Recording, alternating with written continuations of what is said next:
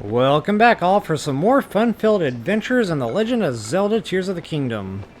Alright guys, so if I'm going to do it, I'm going to do it right. I'm going to go right in and do this Gleeok kill. Now, first things first, make sure you've got stamina packed, and make sure you approach from the air. Now just in case you're wondering where I'm at and what I'm doing, we just got done with the Sky Archipelago down this way. So now I'm kind of heading over here to this upper level one. That's that King Gleeok there, or whatever it's called. Arm up, suit up, and eat up. The same old rule of thumb here. Now I'm going to bump the bow up for this fight. I want to make sure I'm going in, heavy hitting on this. Okay, so best of the best on my bone weapons. I'm going to go for my attack 10 up there. And smasher. Kind of cool, you can poop weapons while you're midair. If there's ever a time to eat a good heart container meal, now's probably it. And having fairies in your pouch would be nice to have, which I don't think I do right now because, I keep forgetting to take the time to go get more, and that's okay. If I die right now, that'll, reinforce the need to, take a break and go get some fairies. Just in case I kind of want to drag this fight out a little bit, I'm going to do a good 4-minute high-level attack power beat. And there it is, guys. Now, I know, I get it. It's cold here. I'm going to take some temperature damage, and that's okay. I'm totally fine with that. But when you get within range of these things, they tend to kind of take over the temperature. So, I might just play that by ear as I get going here. Guys, also save that game just in case things go horribly, horribly wrong. Okay, try to lead him a little bit as you're descending so you can get some real good face shots in. You don't want to be too close because if he launches an attack, you don't want to be, close enough to where that attack is just going to drill you. So now I don't have... Now I don't have, Gibdo bones, unfortunately. If you do have Gibdo bones, this is a great time to attach those suckers to weapons. Because you can keep plugging the heads. They're going to keep moving around on you and stuff, and that's okay. But what I want to do is really just maximize this air time.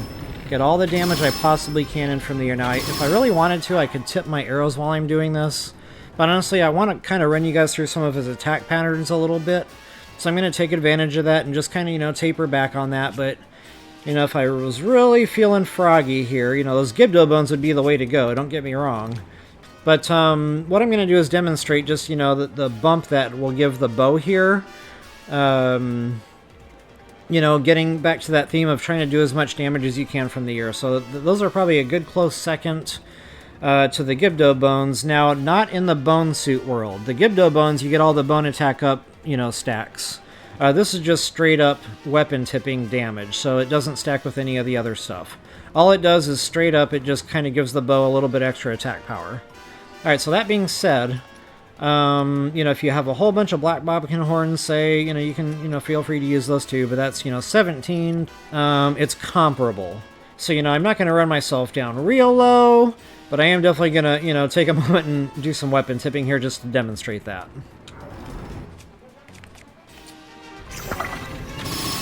Okay, see that damage difference, guys? Now, the reason it's so drastic is because... Oh, I'm totally spaced on my stamina there.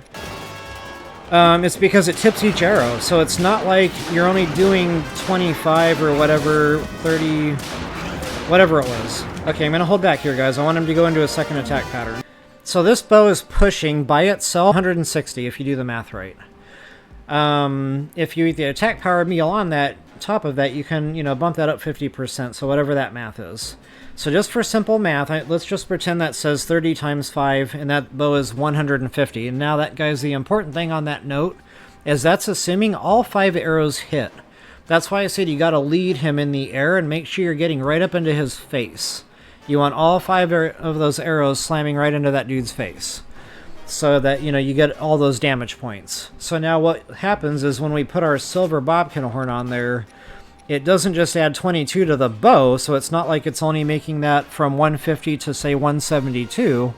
What it's doing is it's tipping each arrow. So that's making it all the more imperative to make sure you get in there real close and get him smacked in the face with all 5 arrows.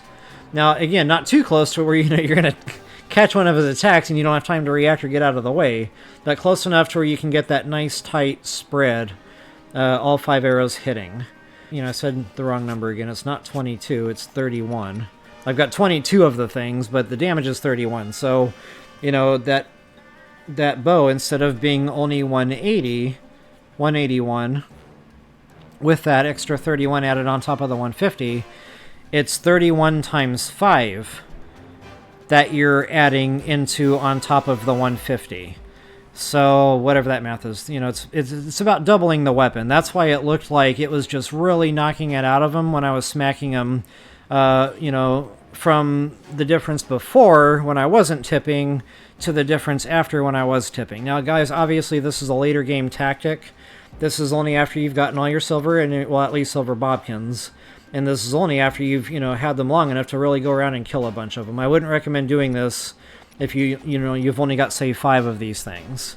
And I really want him to do his second attack pattern, so this is where he's going to take off and get really high up in the air. Kings are a little harder to avoid that. In fact, you're probably going to get tagged trying to get on those ice blocks, unfortunately.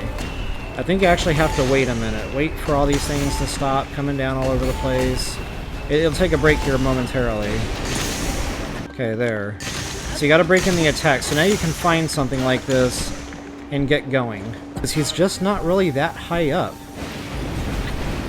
So honestly, I think a rocket shield would do it here. And just out of curiosity, I gotta know. Of course, I don't have any rocket shields equipped.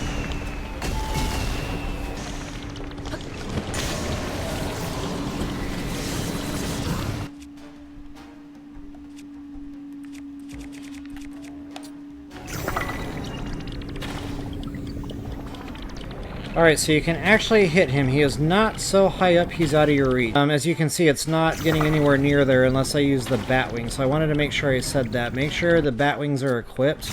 Otherwise, you're never going to get up there. I'm about to run out of stamina here. So what I'm going to do is catch another one of those updrafts here in a moment and do the exact same thing. Now be careful on the updraft note. Don't just stand in the center of the updraft. You're going to want to kind of continue a side or a forward or backward motion so that you're not in his line of fire. You know, in other words, you don't want him to lock onto you and still have time to hit you. So as soon as you get in that updraft, you know, pick a direction and just go, you know, any direction other than straight up. And I don't think I'm aimed good enough to hit his head here. At least not that head. Okay, so what I'm going to do is do the exact same thing here. Just catch another, you know, one of these mini updrafts. And they don't bring you up super high. It's just enough to give you the airtime you need to do your bow. So, you know, just continue doing your fancy footwork here, running around, avoiding those laser beams as they drop. And the good thing is, the more heads you get knocked out of the way, the easier this part becomes. Okay, again, I'm not lined up right. So let's say you knock the frost head down. Then you don't have to worry about the frost head attacks anymore. So I'm going to demonstrate that right now. Okay, so no more frost heads. So now the only thing I have left to worry about is the laser beam. So, you know, just keep that in mind. It seems real chaotic at first. And guys, this is only if he gets away with you. If you can kill him from the air, that's really the way you want to go. Get him dead before he has a chance to hit the ground or do anything else. So now if you have the altitude to be able to do that, and you've got the attack power going in behind your bow and all that, you can probably get him killed from the air. If you've got Gibdo bones, guys, it's a no contest. You're going to get him dead before he can even do anything. He'll die in the air, and it'll be fun. But, you know, if you don't have the Gibdo bones, it's going to be a tough fight. So now if you're following along in my walkthrough, this is one of those things I had trouble deciding. Are we going to do this now, or are we going to do it later? I.e., say, after the Gerudo Desert. But you know what, I thought, you know, just go ahead and do it. You know, we're here, we're doing the other stuff anyway, we're in the area. And so long story short, you can decide to do it now, see how it goes. And honestly, if you're just not having any luck, that's okay. Just, you know, mark it on your map, remember it for later. And then you can come re-engage us after we do Gerudo and after you get a whole bunch of Gibdo bones. And guys, it's a night and day difference. The fight, like I said, is no contest. It's he's a dead man when you get into this place. Now, you might have to practice it a couple of times. You know, something can still go wrong. He might get a lucky shot off on you or something like that. So, you know, there's still a chance of death, you know, especially if it's your first time tangoing with one of these kings. If you don't have the Gibdo bones, give it a shot, you know. Give it a couple of rounds, you know, try it out. Save that game beforehand so you're not wasting a bunch of stuff. meals particularly, but, you know, just see how it goes. But again, the more attack power you can get going into it, the better off you'll be. And matter of fact, you should probably target one head at a time. So just pick a head, you know, whatever head you hate the most, and do that one first. Just wham, wham, wham. Keep wailing on it until it completely goes down. And then, you know, work on the second head, and then you're down to him only having one attack that he can throw at you. So now, if you get him dead from the air, you know, none of that's going to matter. But, yeah, just, you know, keep plugging the headshots. Make sure you're getting that double damage. Folks, I really hope that helped you all out. Best of luck to you, and happy hunting. One last thing before I let you go. If you enjoyed the videos, please take a moment to like, share, subscribe, and comment. Guys, I would really, really appreciate that.